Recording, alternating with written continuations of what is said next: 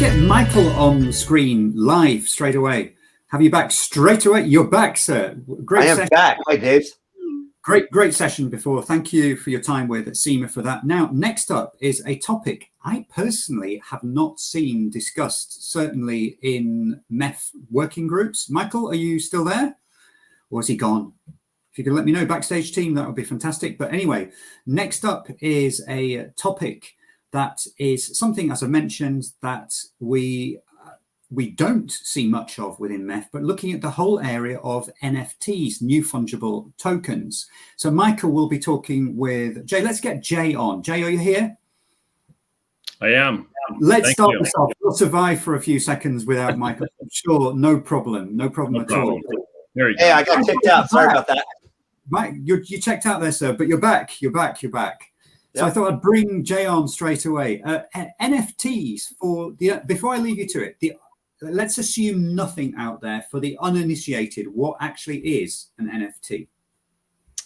Yeah, an NFT is what really is a non-fungible token, which is a digital asset that sits on the blockchain that is really powered by something called a smart contract, right? So the underlying code of a digital asset that's sold is powered by a smart contract that outlines what the utility, what the use, the length of it, the immutability of that asset that can be used in a variety of different fashions, right? Which we'll go over today.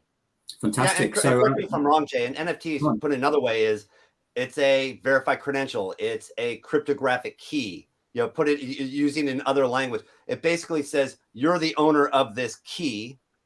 And because you have the credentials to be able to use that key, I know it's you. And I know you, and you have the commercial rights to whatever that key is locking. Correct. Yes. And it can be used for, as we'll talk about today, it can be used for a variety of things. It could be used for a one-to-one collectible, like art. It could be used as a verified credential for the ownership of a house, for example. People have sold houses using NFTs. So there's a variety of different utilities. Utility is the key word, I believe, in this conversation today, where NFTs that have utility are really probably the future. But they started with collectibles. Top Shot is doing a great job in the NBA of selling moments in time, and kind of like the baseball card or basketball card analogy, but utility is really the key in the future of NFTs. Fantastic. Michael, Jay, I'll leave you to it. Thank you for the introduction and explaining what an NFT is. Thank you very much. And catch you a bit later. Bye. All right, so let's go, Jay. Let's jump right in. So I'm going to pop up our slides just to help guide our conversation here. And what's the problem? Well, yeah, I think the problem, first of all, education is letting people know, first of all, what we were just really talking about, at the start of this session. And, if there's a pinpointed problem right now, because the total addressable market is rather large, but, those today engaging in this market, can be, what we think of small from a Web 2 perspective. Right. But right now, I believe that the main problem is the analogy of people think that crypto equals NFT, which it really doesn't, especially nowadays in this market. Maybe 12 months ago, yes. But based on the technology opportunities that have been built over the last 12 months or so, there's been this dip, as everybody knows, this crypto winter, as everybody is calling it.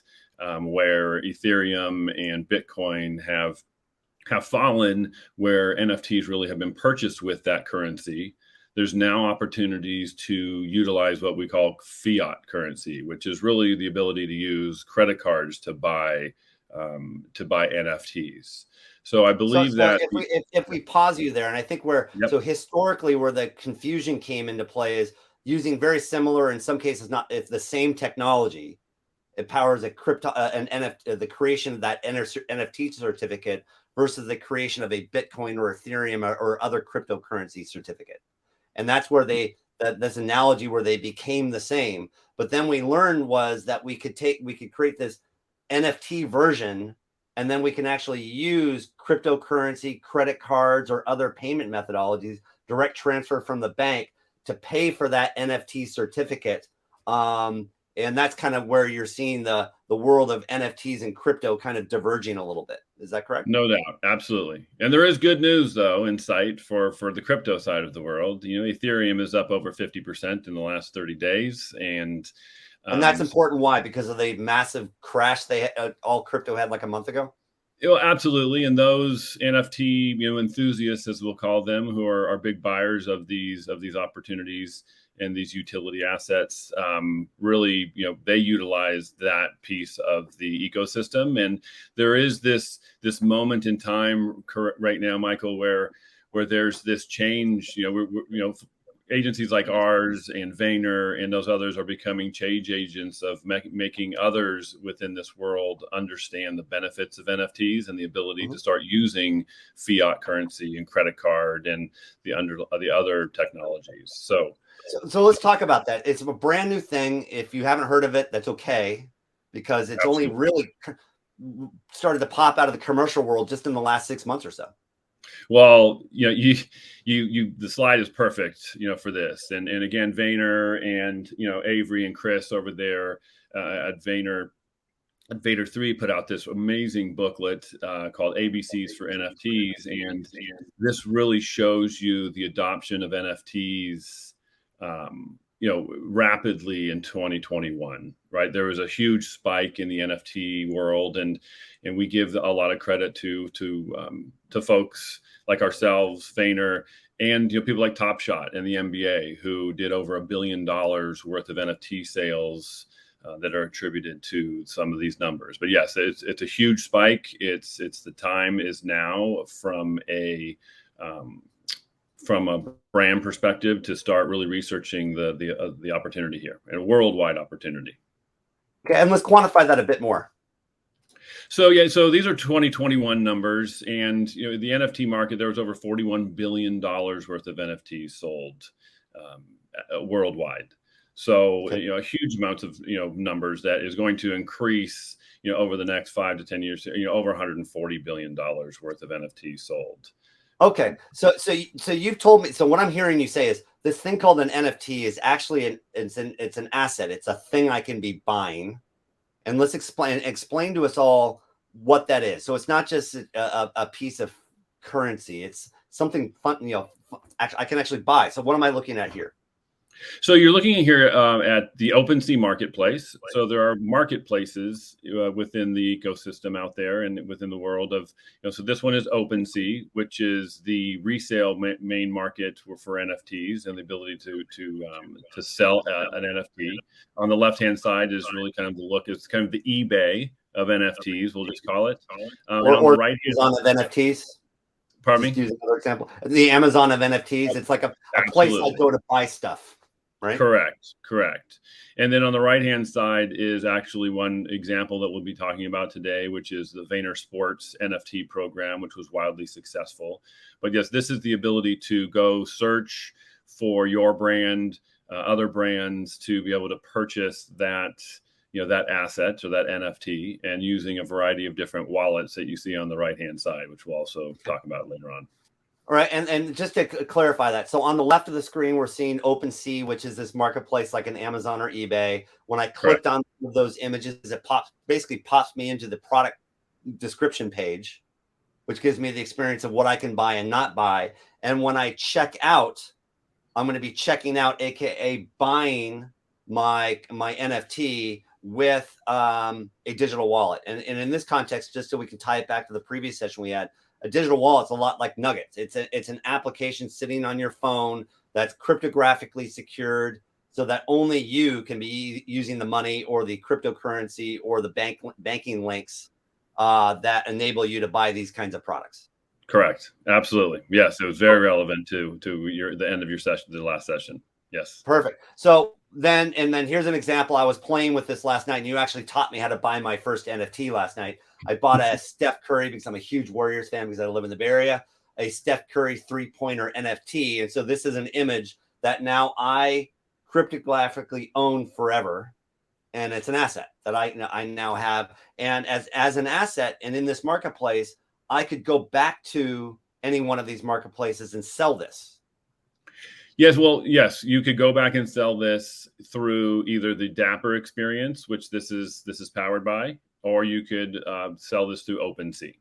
So there are definitely some, yes. So there are marketplaces. So again, like an asset, like a house or something like that. Once I've bought an NFT, I can go back to open market and sell it. Now, presumably, I'm not sure how many people want to buy the one of, I think I have what number, 11,141 of 61,000 versions of this picture. Not sure how much I'm going to make, how much more I'll make more than $3 on this, but there are marketplaces where NFTs go up and down in value like any other asset. There's absolutely. And I think that during the one case study that we'll talk about in regards to Vayner Sports, the great transition. So Vayner Sports, and again, I think that the difference in what we talked about at the very beginning was utility and being able to create brand affiliation that's associated with the NFT market. So Vayner Sports Pass here in April, even during some of the crypto, fall, it was wildly successful. They sold 15,555 NFTs for $200, which their initial sale, basically. And let me pause you right there. The NFT Correct. in this case was not, a picture of Ohm like I had before, or a Steph Curry image of him doing a 3-pointer. It's this Vayner Sports Pass. So what am I actually buying here? So what you're buying is a brand experience, a brand affiliation, very much like you're being part of an exclusive loyalty program that's limited to 15,555 NFTs. So I think that's really critical. I'm not buying a picture. I'm actually Correct. buying basically a ticket, if you will, into this loyalty program.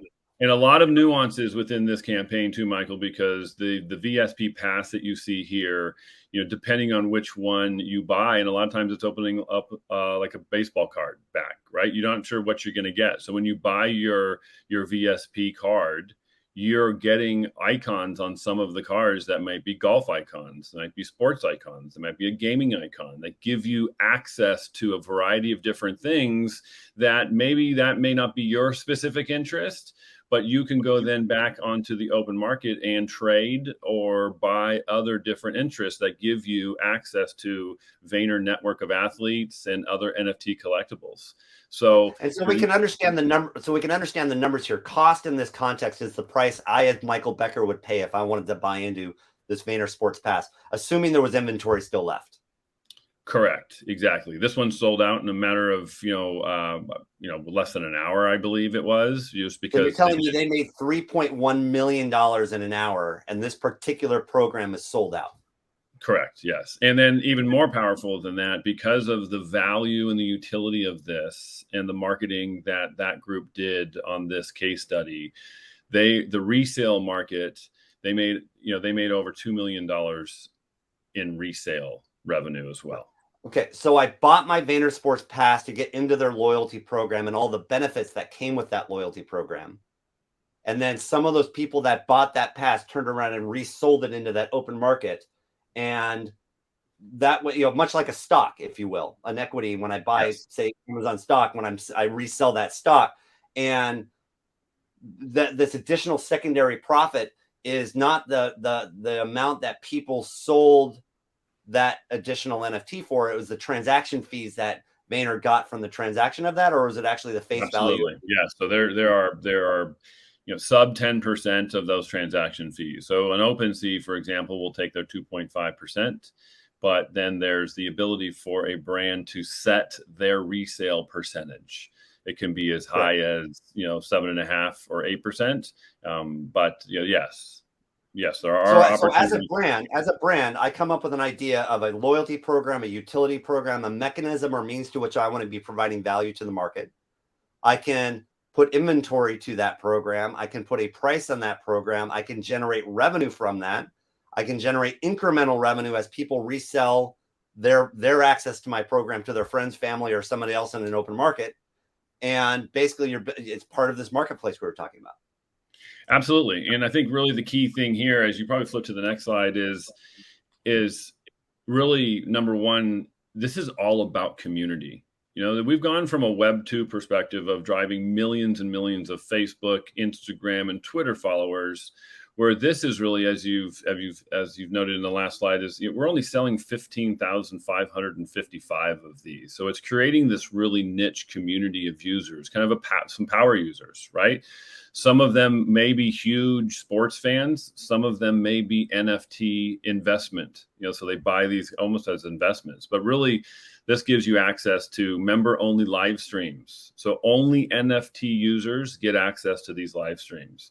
Private Discord access. So Discord is the NFT channel that really allows that true kind of full circle communication where you have a community manager as a brand that's managing that communication.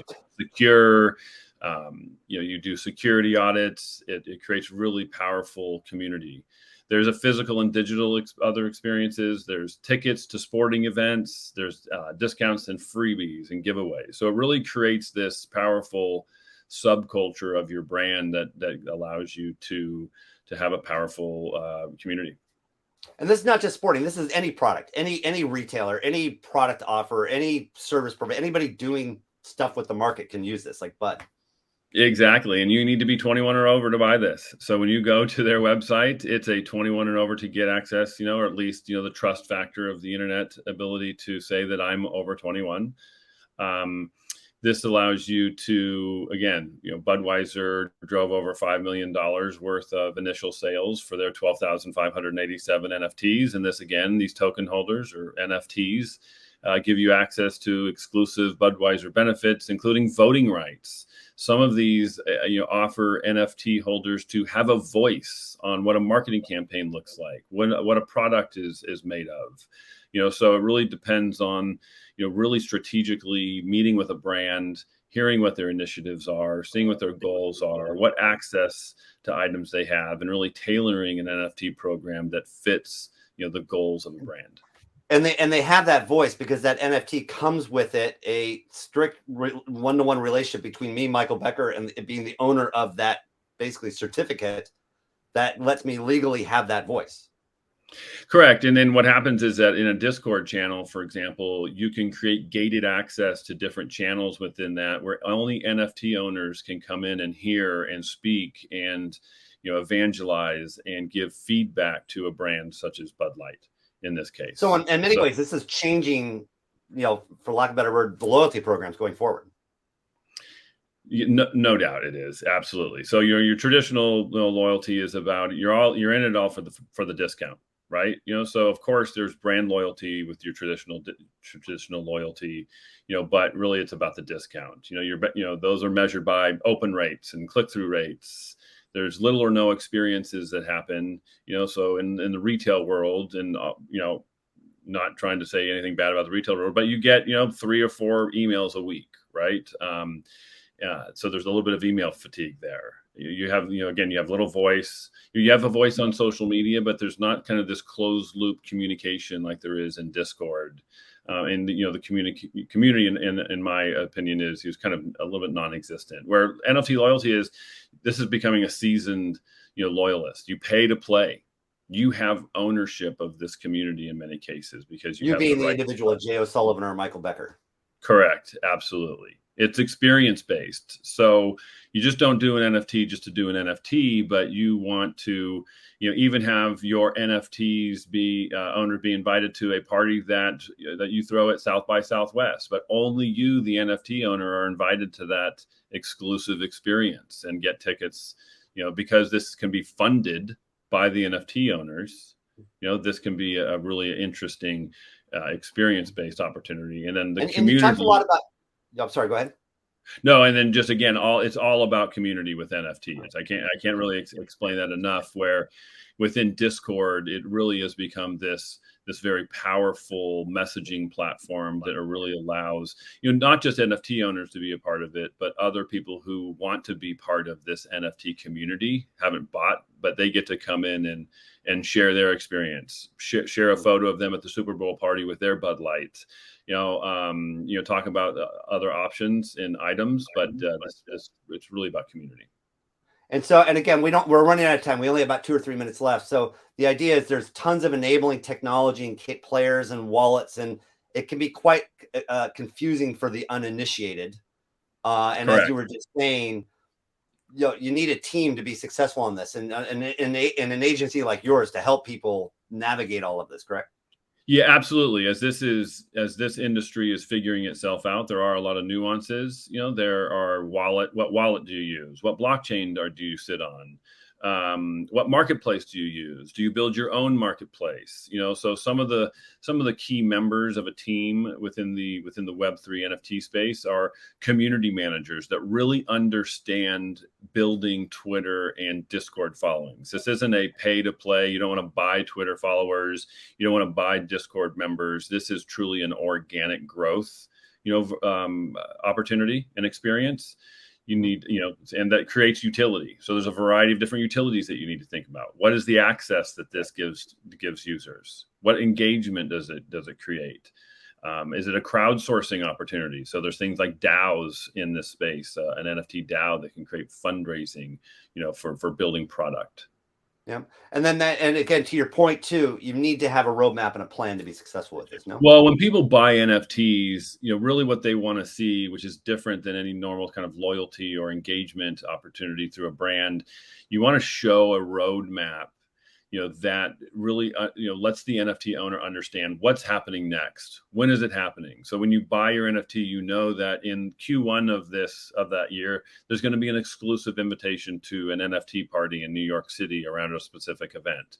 There's going to be, a product release in Q2 that's going to be relevant to an NFT holder. So you want to create a very clear expectation that you really need to follow, because you need to stick to it, because that also creates additional resale value to NFT holders, right? Yep. So when you meet on that note, for instance, so you were explaining one program where I bought my NFT, and the money, the funds of that NFT were going to be used to go buy golf courses and buy golf courses. And the owners of the NFT would get to go physically play on those golf courses.